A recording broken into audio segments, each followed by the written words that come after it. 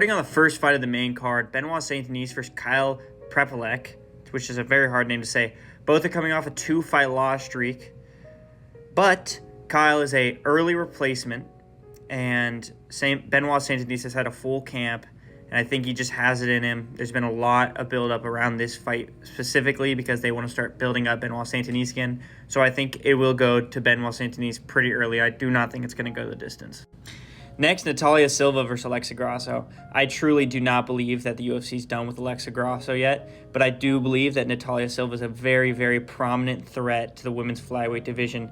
But I do think that Alexa Grasso does have the slight edge when it comes to boxing, especially when you take a look at the last fight with Valentina Shevchenko. Though she did lose, Valentina was not really trying to test her striking out on Alexa because she's more versatile with it, easy to transition into takedowns, grappling, and stuff like that with her striking, while Valentina Shevchenko wasn't.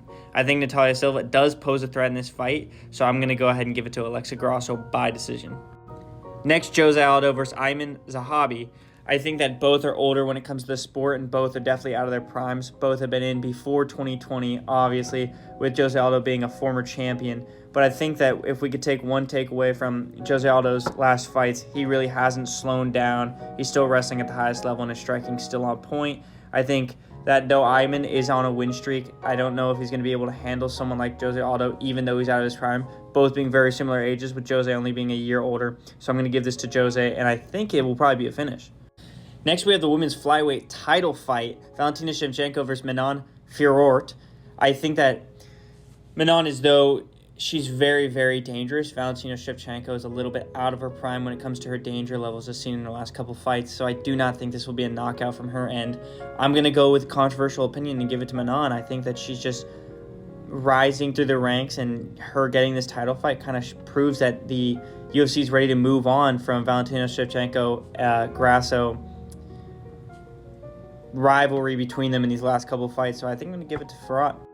Next is Belal Muhammad versus Jack Della Maddalena.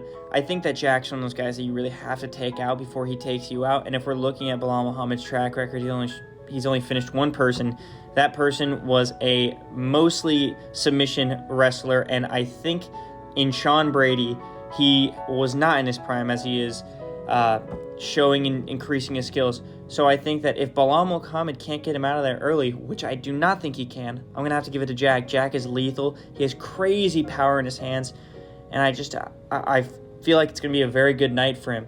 Other than that, I do think that this fight is not going the distance. I think Belal leaves himself open too much, and I think he's going to try to rely on his wrestling too much.